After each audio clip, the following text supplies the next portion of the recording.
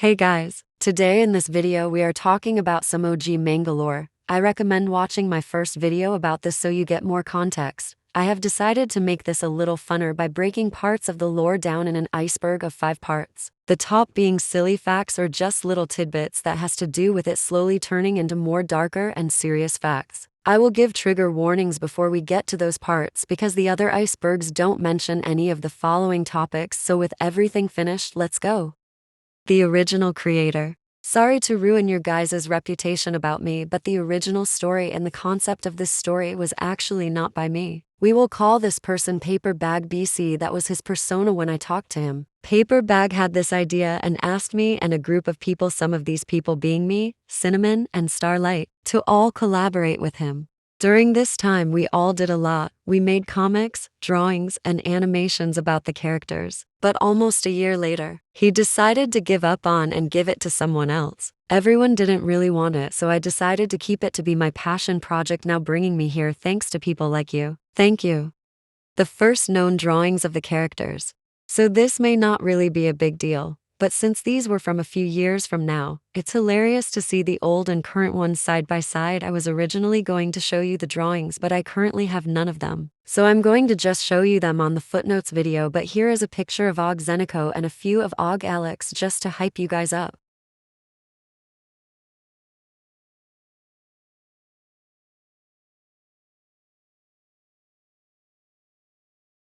That's all of them, ha ha ha ha ha ha ha ha ha ha ha.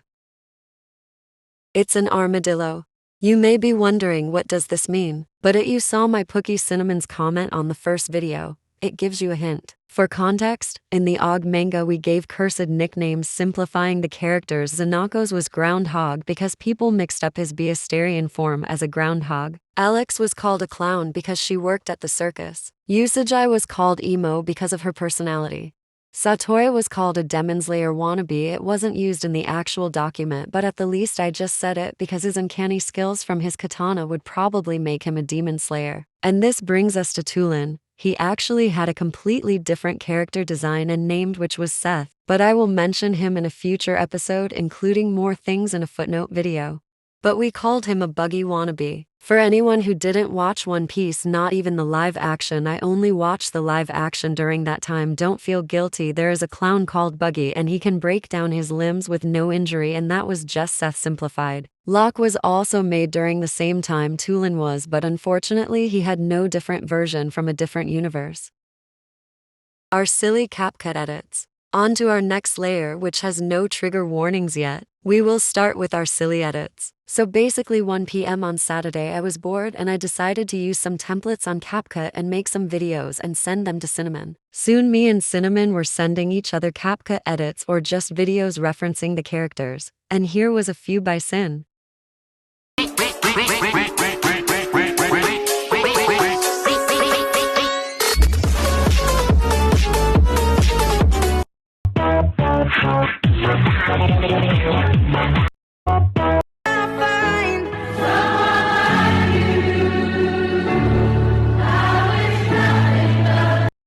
There's actually a few more on there, so please check out their shorts, and if you scroll long enough you'll find them. I also had videos of the characters as vines and edits made by yours truly, but that will be for another video. Hey Papyrus, I burnt the water reference. I'm not a big Undertale fan, but Sin, Starlight, and Paper Bag were. So in the original, in one of the parts while the group is cooking, Alex boils some water but it catches on fire for some weird reason, which is a reference to the video I will play on the screen. Hey Papyrus, I burnt the water. Sans, how the fuck did you burn the water? I don't know, bro. It just caught on fire. Sans, oh my god! The house is on fire! I'm sorry, I can't cook! Fuck! It's not anything too crazy, but it's a silly tidbit I wanted to mention in the iceberg. The original plan for the series. So originally we were planning to make this into a manga, sell it to Netflix, or make it an indie series. If it became the last option, it would connect to 2 other independent series originally made by Starlight and Cinnamon. Basically, they would all connect by basically making all the characters just the original characters in the manga, but in different font, meaning they would just reincarnate into a different universe after they all die, taking them to the next series. I may talk about the two ideas and their plots, since at least one of them are scrapped, but okay, you know the drill. Footnote episode blah blah blah. The Infectiono.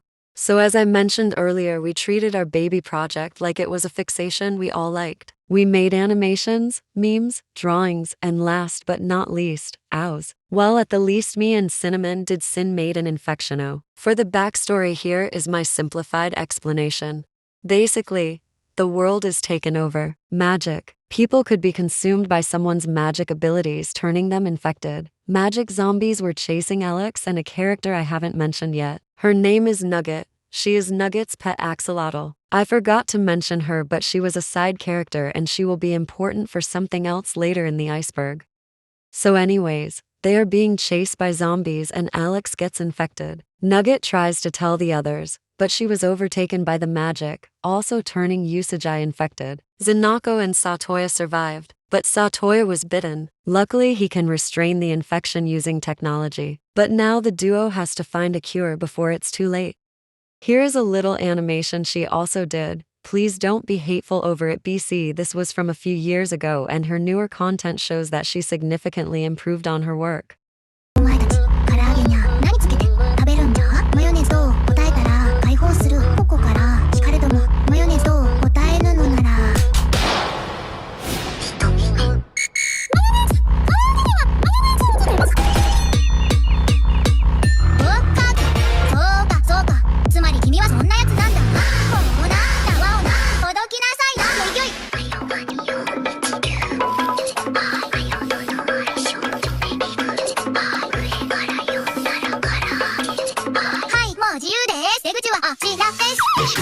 Even though the animation looked goofy, the concept was interesting, and I'm considering doing that as a mini-series after the manga gets a fan base and we get to know all the characters.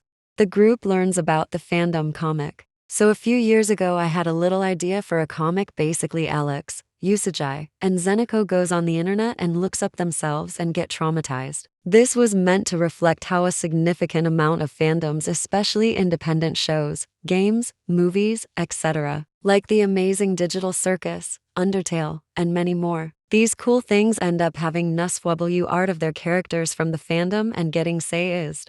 But to end this layer in a somewhat high note, in the footnotes video, I will make a comic dub of the comic using text-to-speech voices.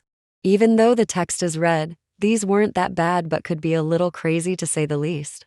Zanako turns in the group. There was actually a time when Paper Bag made a little alternate universe where Zanako snaps and decides to turn in the group so the government could redeem him and not have a bounty on his head. Which is crazy because I felt like the original Zanako was pretty rude to the group. But that rant will be later in the next layer. Tsuko. So everyone who just doesn't that well, either personally besides knowing them from a class or two, or just see me as a rectangle with a head. There was once a friend me, Sin, Paper Bag, and Starlight had. We will call her T. T wasn't really the best person. She was manipulative, diagnosed with many mental disorders. There's nothing wrong with that, of course, but it might have played a role on why she acted like this. She pushed us into making her a character to be added in the manga. She was a rat Beasterian who was basically manic and she could just be considered a self-insert. But I guess she doesn't really count because we agreed on making her an actual character, well, reluctantly, but that isn't the point. She was pretty weird but matched T's personality perfectly. Here is an image of a conversation she had with Zanako, Alex, Usagi, and Satoya from the old docs. The bright neon green is Satoya. The more calmer green is Zanako. The more darker purple is Tsuko, the lighter purple is Alex, the gray is Usagi, and the orange is Nugget. T was pretty weird, and this is coming from a fellow weird kid, by the way. She was rude, manipulative, had crippling anger issues. We had to deal with her and we had to hope that she wouldn't burst out on us for a year, some of us being over 2 years. Luckily, we don't have contact with her, but even though I was just insulting her right now, I genuinely hope she got the help she needed and is doing better as a person. Getting in trouble over the manga. So, as explained in the title, we got in trouble and it was pretty wild. So, during this time, we didn't really know what to write it on, so we wrote this on our school computers. That's right, and the school didn't even notice until a teacher will call Ms. P saw us working on it, and oh boy. She made one of the people email it to us and send us a message warning us not to use crude language for this, since some of us were apparently typing the cuss words unfiltered. This one is a pretty funny despite being on the third layer, but during this time I was horrified about my parents finding out about it lol. Zeniko's weird quirk. So this one is somewhat violent but not enough to get on the fourth and fifth layer, but it needs to be mentioned. Just to get it over with, Zeniko tends to knock out the group just to get what they want. For instance, in the original when Alex and Osagi were being too rowdy, he would knock them out just enough to not severely injure them according to Paperbag. So the way he stated it made no sense. It's quite disappointing about some of the choices that Paper did while he had the manga. In fact, during this time I even thought about what I would do if I had full control over the manga. And now I'm grateful that the concept of the manga wasn't put to waste and now I can share it to the world. Trigger warning. The following content contains mentions of sudi, death, and animal abuse. If you're triggered by any of these, it's completely fine. Click off.